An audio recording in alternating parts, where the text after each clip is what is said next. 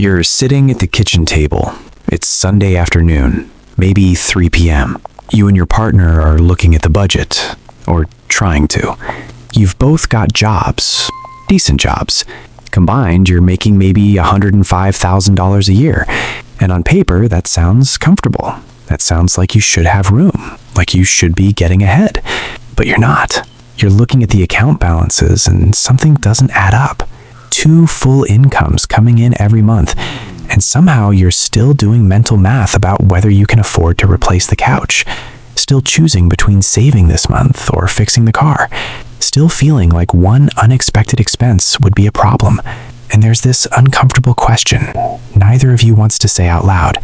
Where is all of it going? My name's Peter, and if you've ever combined incomes with a partner and wondered why it doesn't feel like double the money, why 2 paychecks somehow feel like barely more than one used to, make sure you hit that subscribe button, because the math here works differently than anyone told you it would. So let's start with what 2 incomes actually look like once you run the real numbers.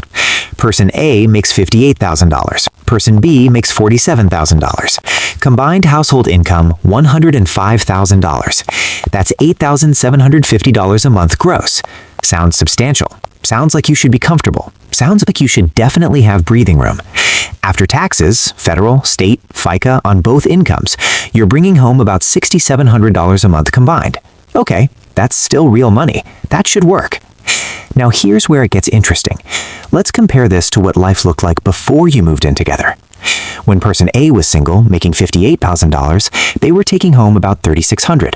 Rent on their 1-bedroom was $1,350, so $2,250 left for everything else. When person B was single, making $47,000, they were taking home about $3,100. Rent on their 1-bedroom was $1,200, so $1,900 left for everything else. Combined, when they were living separately, they had $4,150 left after rent. Now living together, they should have way more, right? They're only paying one rent now, they're sharing utilities, they're splitting costs. Here's what actually happens. Rent. You upgrade from 2 separate 1-bedrooms to a nicer 2-bedroom because that's what couples do. You're both contributing now so you can afford better. $2,100 a month. That's only $600 more than person A was paying and $900 more than person B was paying. But here's the thing. It's not that you're each paying less. You're combining into something more expensive because suddenly the budget allows it. You've got 2 cars now because you both work.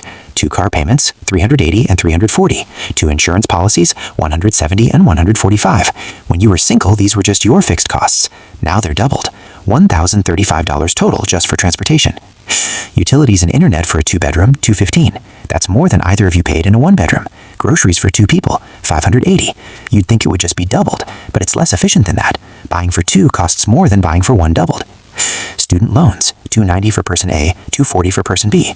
Health insurance, still about $160 each if employer doesn't fully cover it. Phone plans, $180 combined. Add it up. Rent, $2,100. Cars, $1,035. Utilities, $215. Groceries, $580. Student loans, $530. Insurance, $320. Phones, $180. That's $4,960. You've got $1,740 left for everything else, for both of you. Wait, let's check that math against when you were single. Person A had $2,250 left. Person B had $1,900 left. That's $4,150 combined. Now you have $1,740. You lost $2,410 a month somewhere just by combining households. That can't be right, but it is. Most people think combining income should make life significantly easier. 2 paychecks instead of 1, shared expenses, economies of scale. The math should work in your favor. It doesn't. Here's what actually happens, and this is the mechanism nobody talks about when they talk about dual income households. The moment you combine finances, your spending baseline isn't what each person was spending separately. It's what we can afford together now. And that number is always higher. Always. Because human psychology doesn't work on a savings framework. It works on an affordability framework. When you were single making $58,000, a $1,350 apartment was what you could afford. When you combine to $105,000, a $2,100 apartment becomes affordable. Not because you need more space. You could fit in a 1-bedroom fine. But because the joint budget has room for it, and culture tells you that couples upgrade. Same with everything else. You each had a car. Now you still each have a car, but you're probably not driving 15-year-old beaters anymore. Joint income means slightly nicer, slightly newer, slightly more expensive. Each thing individually seems reasonable.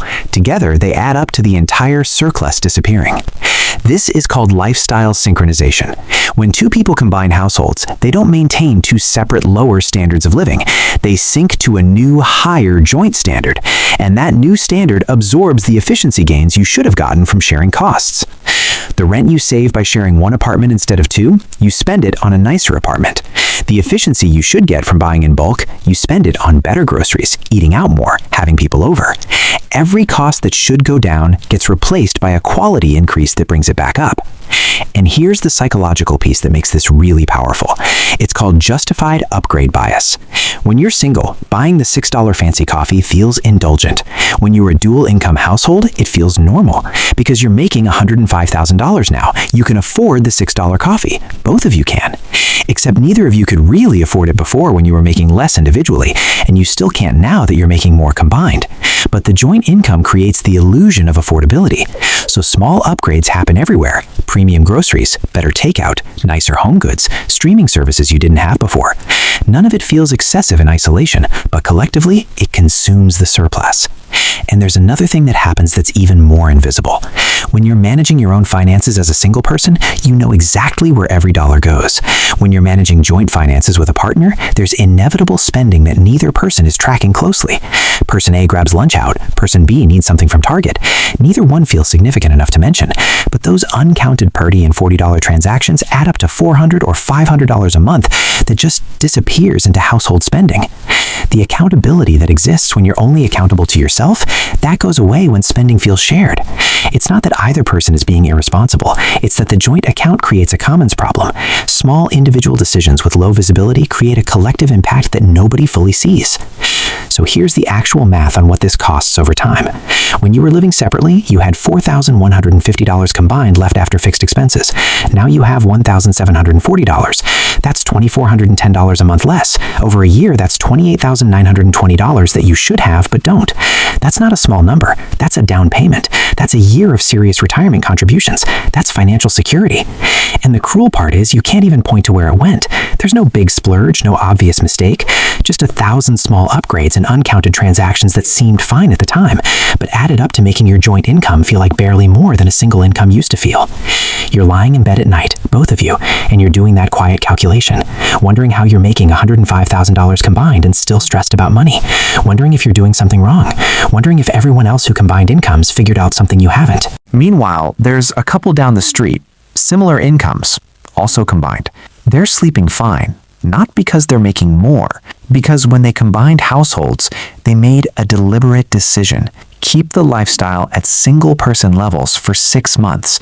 Live like you're still paying for 2 apartments, even though you're only paying for 1. Bank the entire difference. Build a cushion first, then upgrade gradually, intentionally, one thing at a time. That couple, same income as you, same combined budget, they've got $18,000 saved in the first year because they didn't immediately inflate to match affordability. They stayed small while their income got bigger, and now they're expanding deliberately from a position of security instead of just absorbing surplus automatically. So here's how people who actually benefit from combining incomes think about it. And this might sound restrictive, but it's not. It's strategic. When they first move in together, they don't ask, what can we afford now?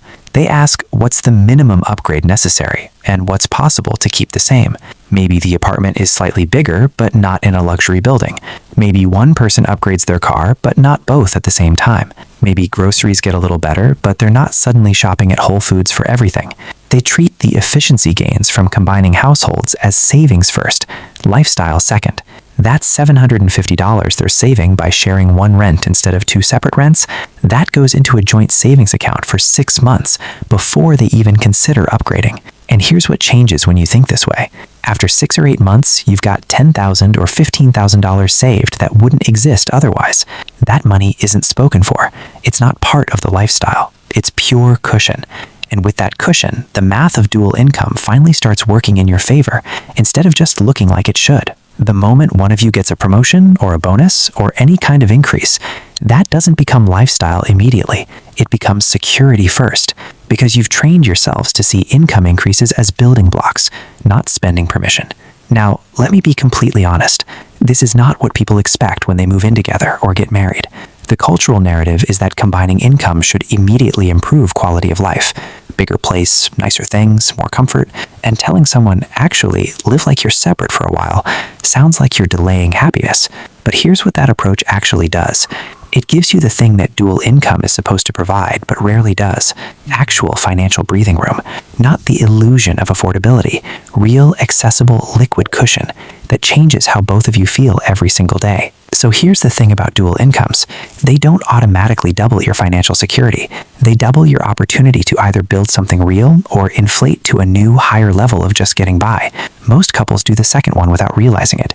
The math that should work in their favor gets absorbed by synchronized lifestyle inflation and justified upgrades. The couples who actually benefit from dual income aren't making more money. They're just resisting the automatic lifestyle sink. They're making the surplus visible and deliberate, instead of letting it disappear into a slightly nicer version of the same financial position. The choice is yours. Thanks for watching.